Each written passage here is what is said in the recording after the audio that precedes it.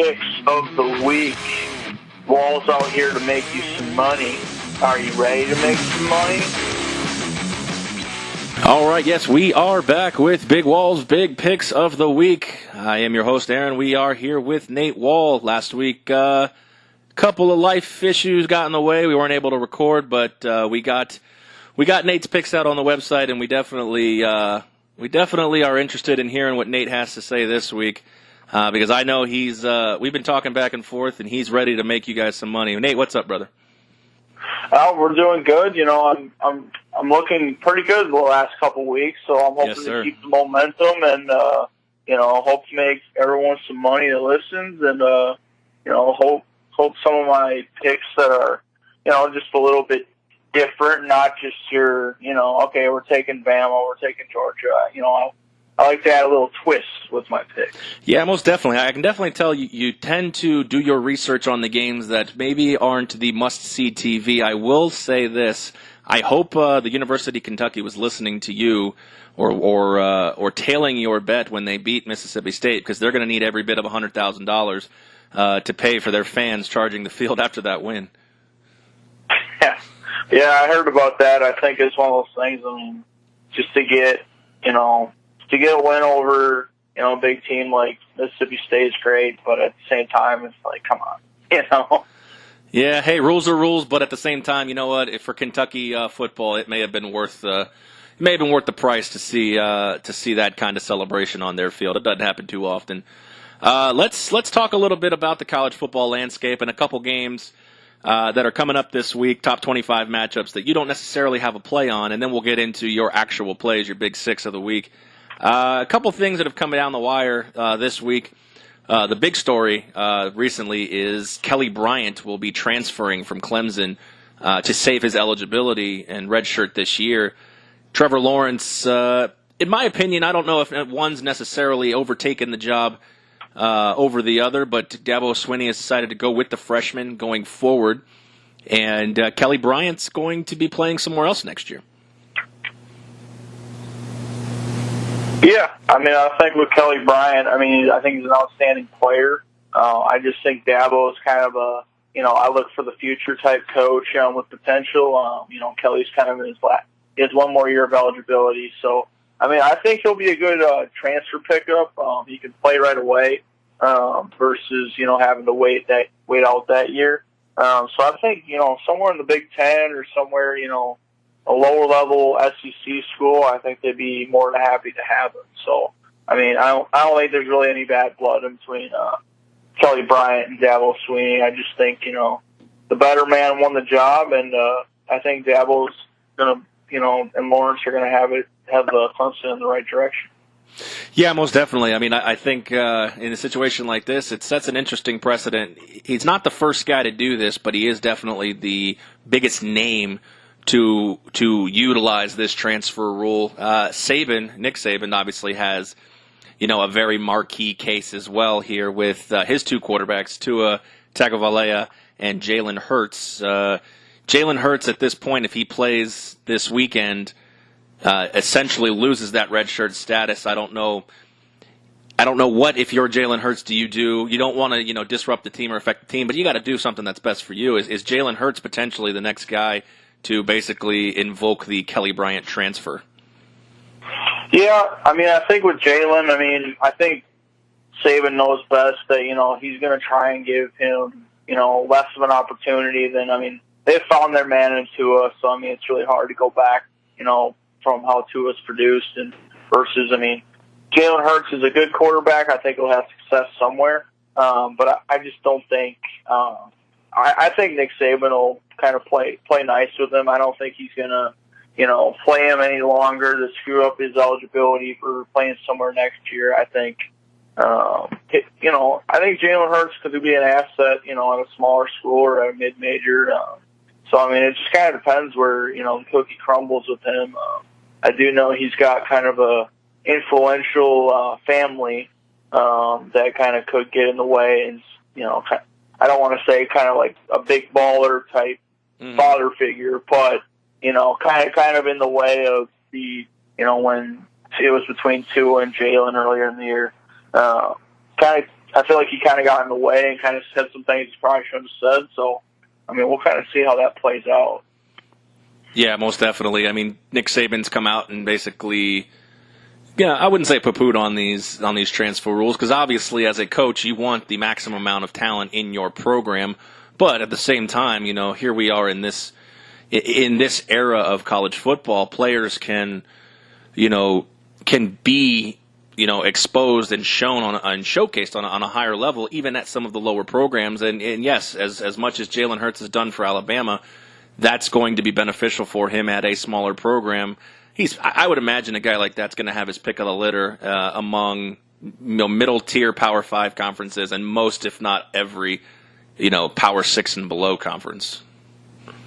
No, I would agree. I don't see him falling, you know, to an FBS school. I think he'll definitely be at a mid-major or, I can also see him at a lower level, like a Power 5 conference, like an Oregon State or, somewhere where they're kind of rebuilding and they just kind of need one good year to, kind of. What about a team like Tennessee? A team like Tennessee could use them. See, I feel like, I know that that transfer rule is, I just would have a really hard time him being at Tennessee, even though he does have the head coach of Tennessee was his coordinator. Mm-hmm. So I think that could be an option, because I think Tennessee is just, how they've played this year, they've just been, their quarterback's just getting killed, and they're just getting killed in just about every game. So that would be an interesting one. I know some of my Badger fans in Wisconsin have, kind of either wanted Jalen or Kelly Bryant, but I think that's just going back to when we had Russell Wilson. So we'll see. It'll just kind of depend on where they end up. Well, a couple of questions I have for you personally is basically, what are your thoughts on this situation? A transfer basically, in a situation where the red shirt, you can keep your red shirt for playing 4 games. If things don't work out for you, you essentially save a season and go, leaving yourself the door open to play the very next season. What are your opinions on that, and also the fact that now we have basically a new dynamic in recruiting? I mean, you have a situation where a guy goes to a school that you maybe lost out on. If you're school X, he went to school Y. Things don't work out with him at school Y, and now all of a sudden you're school X, and you can reopen a recruiting process with a guy that, I understand you can't legally do it, but, you've had some ties there. Right. Go ahead. No, that was it. Okay. Well, I kind of think, I'm not a huge fan. I like that they sit out at least 1 year, because I think, with giving them the opportunity, 4 games is, think about 33% of your season. So, as long as you don't play those 4 games, it's just really hard for me to see that, I think it should be, the fact that it's gone from, and I guess the only question I do have is, now, can they transfer within their conference? I guess that's something I haven't really looked into all that much, but it's just kind of one of those things to see that they can play 4 games and then potentially go to, as far as I know, go to a rival next year that maybe wasn't really a rival, but they could turn them into a rival even more. It's just one of those things. I don't know if I agree with it, because I think the sitting out 1 year rule, I think it allowed teams to kind of, okay, he's out for the year, even if he has a bad year, and I'm sure the kids disagree with me as far as this rule, but I think it's just for the dynamic of college football, and like you said with recruiting, it changes your recruiting base so much to, we were going to recruit a quarterback for next year because you really need one, but hey, Jalen Hurts and Kelly Bryant are on the board. Why don't we go after them? They have experience versus, a high schooler that may be a 4-star or 5-star. You got to kind of mold him into your offense. It's really, like you said, with recruiting, I think it's changed a hell of a lot. Yeah, I'm reading the NCAA website right now, and it just on a face value, I haven't done a lot of in-depth research. It sounds like you may have to go to a new conference unless you are a graduate transfer. So without doing any more in-depth research, maybe Jalen Hurts to Tennessee isn't the marriage that we would look for in that point. So, yeah, maybe the bouncing around may not be as prevalent as what it is right now. So, because a lot of people naturally the human nature would want to go to the rival and beat the team that just kind of basically, I wouldn't say gave up on you, but basically chose the other person at that point. Yeah, I think that's what any, especially if you stay in the SEC and you're Jalen Hurts, or you stay in the ACC and you're, I was saying about options as far as for if they can stay in conference for Clemson. I think Kelly Bryant possible. Here in Louisville, there's an uproar with Malik Cunningham as well as Juwan Pass of who the hell is the quarterback there. Mm-hmm. I could see that as a fit. I could also see Jalen Hurts going to Louisville. It really kind of depends. You get a proven guy versus two guys that have been sitting in the shadows of a Heisman Trophy winner. It's really kind of a toss-up. They got to find something. That's fair enough. Let's talk about a couple top 25 matchups that you don't necessarily have a play on, but they're going to be must-see TV this weekend, and I figure we'll touch on them a little bit. We got the first matchup. West Virginia is laying 3.5 at Texas Tech. The number one thing I noticed about the games we'll talk about is it's the top 25 matchups. The favorite and the higher-ranked team is on the road. Starting with West Virginia, Texas Tech definitely has the ability to put up some points. They upset Oklahoma State last week. Could we see another one in the cards, in your opinion? Yeah, I think West Virginia, I would say, they've been playing good football. However, I think Texas Tech just has a fire lit up in their offense, and they, like you said, put up points when they need to. They have excellent quarterback play. It's just really hard to see a scenario. West Virginia is a great team. Will Grier's a great quarterback. But even in the last game that I watched, he was making some mistakes. And it wasn't against a power like Texas Tech is. So, I think 3.5, I think that could switch real easily, and Texas Tech could pull off the victory. Yeah, most definitely. It'll be definitely an interesting one, especially on the total. The points can definitely be put up in the Big 12, no doubt about it. The classic matchup, Stanford at Notre Dame. Notre Dame laying 5.5 at home. A lot of people's prisoner of the moment see Stanford had to grind out and come back and claw and scratch to beat Oregon. Notre Dame's been a little bit of a strange team this year. They've been able. Everybody remembers their big win against Michigan, but they've been a little up and down. Beat Wake Forest pretty handedly, but they've had their issues against teams like Ball State. So it's an interesting number. A 5.5-point number is definitely always kind of an interesting spread, but. Stanford and Notre Dame know each other pretty well program-wise. Brian Kelly, David Shaw. This will be an interesting matchup. Yeah, I think Notre Dame, I think they've had their issues with, Ball State. But, I think they, Notre Dame, there's no place like South Bend at home. I think it's one of those things Notre Dame feels at ease there. Even though, Notre Dame's, I kind of talked about this on What's Up Sports last week. Notre Dame's not what I would call a sexy offense. They do what they need to do, but they're not gonna kill you for 60-7. Mm-hmm. They're not. And I do think Stanford is kind of a one-dimensional. If you can stop Bryce Love, it's kind of all heck from there. I think Notre Dame should cover the points. I see them winning by at least a touchdown. So yeah, both teams 4-0. Stanford 3-1 against the spread. Notre Dame 2-2 against the spread this year. Notre Dame looks like it may have found itself a quarterback after the Wake Forest game, and 5.5 is an interesting number at this point. The money is trending towards Stanford right now, and I would say the biggest game, top 25 this week. It's got to be Ohio State at Penn State. Urban Meyer's first big test after coming back from the suspension. They were able to beat TCU without him. This is a Big Ten matchup that Penn State's not going to roll over and die in this one.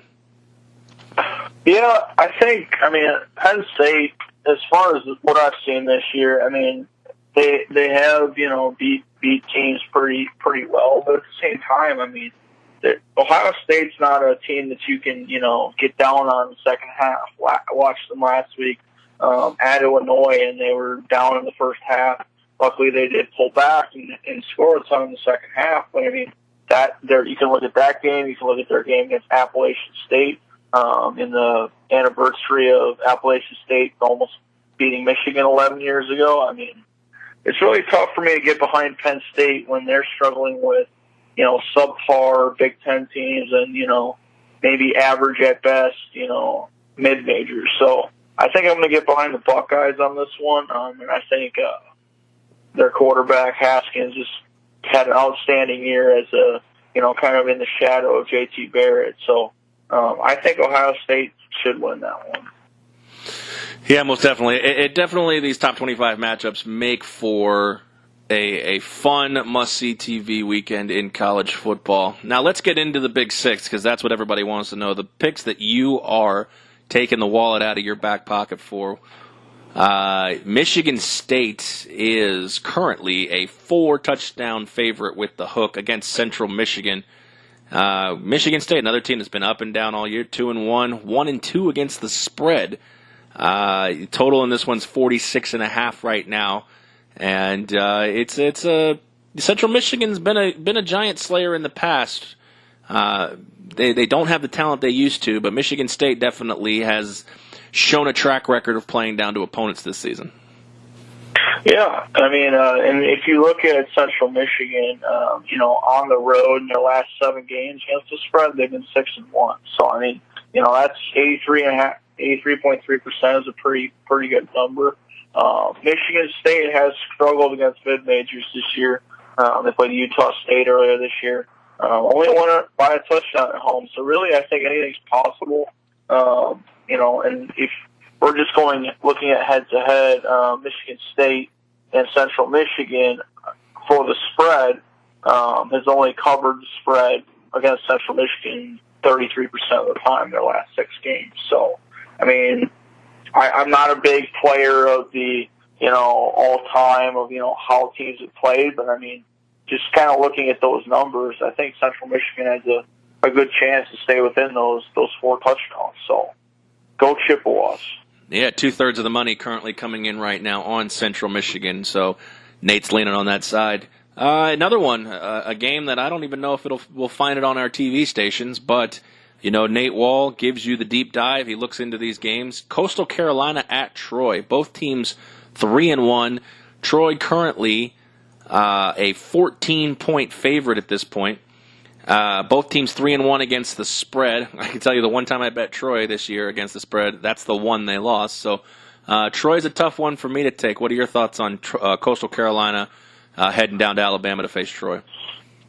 I think the toughest part about Troy is their inconsistency at home, and what they're playing is at home. So Troy in their last 10 games has covered the spread 20% of the time. So that's two games out of 10. I mean, that's mediocre, very mediocre. It's not good. It's a very interesting team. As far as Coastal Carolina. I mean, they're kind of a team on the come up. I mean, they have a new coach this year that's already gotten them their total win total they had all of last year. So I mean, they're on the come up, and I think this game stays within 2 touchdowns. I think Coastal Carolina, has a great quarterback in Kelton Anderson. He's a transfer from Fresno State. He's been passing the ball crazy. His completion percentage is right around 70%. Has 6 touchdowns, 1 interception. They played against good teams. I think they played an SEC team earlier this year. So I like Coastal Carolina in this one, even though I can't pronounce their mascot. The Chanticleers? I always mix it up somehow. I don't even know if that's right. I think it's something along those lines. But you're going to lay the dog with 14 points. That's a pretty good pick. 75% of the money going towards Troy at this point. Next one on your Big Six, you have my boys, the Florida State Seminoles. They've had a tumultuous season, to say the least. 2-2, 1-3 against the spread.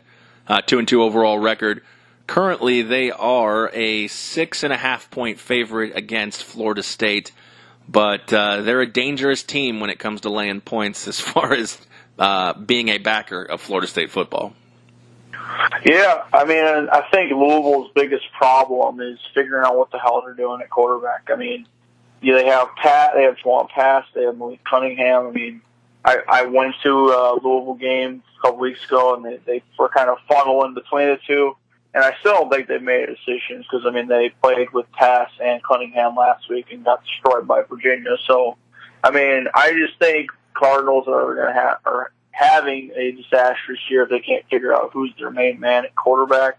And I think on defense, their running game or their against the run, Louisville is absolutely bad on that as well. And I think Cam Akers, I'm going to go off on a limb on this one. I think I see him having 120 yards rushing in this game, at least. So that was kind of my, prop out of this game. Mm-hmm.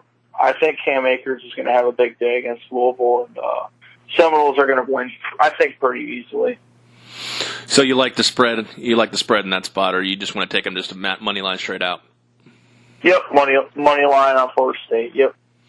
All right. Well, the money right now, 55% going towards Louisville in this spot, 45% toward the Seminoles, but that could change here. That could change here by Saturday. Another one off the grid a little bit, South Alabama at Appalachian State. The USA Jaguars, still a weird name, logo, mascot, all that stuff's weird.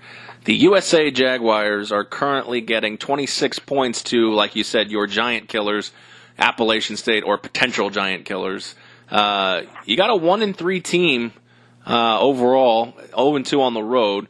But they're 2-1 against the spread, these Jaguars, against a team who is 3-0 against the spread, 2-1, and that one loss we know is that overtime stunner with Penn State.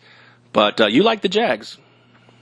Yeah, I mean, I took the Jags also last week. They had a 31.5 point underdogs against Memphis. I thought I was kind of going off on a limb on that one, but they covered it pretty well, and I think Memphis is a much better team than Appalachian State. I mean, 26.5 is a pretty large number. So, I mean, I think if they can keep it within 3 touchdowns, which I think they will, they've also played their last 6 games. As far as the over, I'll say this game will go over because I think these two teams combined are averaging about 80 points, and 56 I think is a very generous number because it's 24 points under the difference in between the two teams' averages. So I like the points in this one. I also like USA on the spread as well. Very patriotic of you, taking USA with the 26 points. Let's switch gears and go to a game that is going to be an interesting one. Tennessee has shown that they still have some hiccups in their program, and they're coming into Athens, Georgia, and facing a juggernaut that is UGA. UGA, I wouldn't say struggled last week with Missouri, but definitely lacked some defensive prowess. Tennessee doesn't have a Drew Lock walking in the door, so naturally Vegas sets the line at almost 32 points in favor of the Bulldogs. But the Bulldogs are 2-2 against the spread this year. Right now, a lot of the money, 61%, is trending towards Tennessee and the 31.5-point spread, but it sounds like you're in the minority with 39% liking the Bulldogs this week. Yeah, and I think because of there was an injury to their quarterback last week at Tennessee in the Florida game, I feel like he's not going to be nearly as mobile as he has been. And even in the games he's played, Tennessee's still got kind of blown out. I think Georgia's a team, when they kind of turn on the jets when they need to. I mean, they're a team that, as far as style points, they definitely win. But as far as the game itself, I also think this game's going over. Georgia likes to put up points. Every Georgia game I've seen this year, they've had 40 plus. So all that would only require Tennessee to put up like 2 touchdowns. And the number I have was 51.5. So I think the 51.5 is definitely going to go over. And I think 31.5. I mean, I think it's a tough number for me, and I don't think Georgia will. They'll get over it, but they won't. They're not going to beat them by 50. But I think it'll be five touchdowns or a very very close to a 5 touchdown game. Tennessee I think they thought that the Alabama's coordinator would be the answer to their prayers with their bad games they've had last few years, but I think he's gonna find it a little tougher to compete in the SEC. Yeah, you're right. It's probably the scent leads me to a trail of a blowout in this spot. I just don't know if Tennessee has any tools in the cupboard to be able to compete with that. But yeah, taking the over, you're definitely going to have to rely on them to get 2 or 3 scores in that point.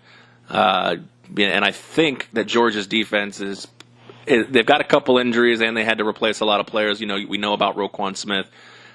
Maybe they are not as good as they showed last year in some of those big games during the playoff. So, I think the over is probably a good bet. And, a lot of the money is trending towards Tennessee right now, so that may favor a more sharp play on the Bulldogs this week. So that is 5 of Nate's big 6 of the week, and he's not done there, but it definitely sounds like you got some great plays going. God forbid you have anything go wrong in those 5 plays. It sounds like you've got a football after dark play for everybody, and it's usually people on the East Coast where you live will be asleep at this point. I won't be because this game comes on around dinner time where I live. But just in case things go wrong in the Big 5, you've got a salvation 6, I'll call it. That kind of that chase bet at the end. Oregon and California. Right now the Ducks are a 2.5-point favorite. Line is 58.5 according to covers. The Cal Bears are 3-0, 2-0 at home. Oregon is 3-1, but they are 0-4 against the spread.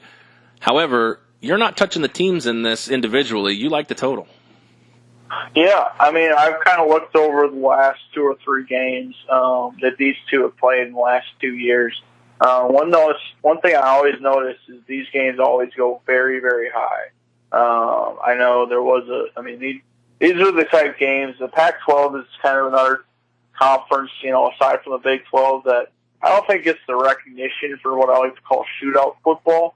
But, I mean, I think, Oregon is definitely one of those teams. And I think Cal's kind of becoming one of those teams. I think Justin Wilcox, their coach, has them kind of on the come-up. And obviously with being 3-0, I think this will be a really good game. And I think it will be a high-scoring game. I think whoever gets 35 points first, I think will definitely win this game. But the over was 58, and I was kind of noticed it was trending, anywhere from 58 and a half.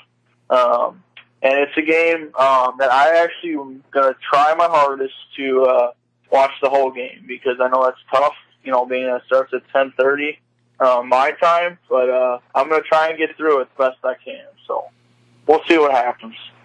Yeah, most definitely. Line opened up, the total opened up at 62 and is actually, despite the 68% of betting on the over, it has gone down to 58, so that'd be an interesting one to keep track of. So if you are awake and Saturday doesn't go well for you, hopefully the Salvation 6 pick will, like you said, a 35-34 kind of game, high scoring. The Pac-12 is not necessarily known for defense, so I think you might be onto something here with especially a total like that with 2 teams that can put points on the board. They've shown it.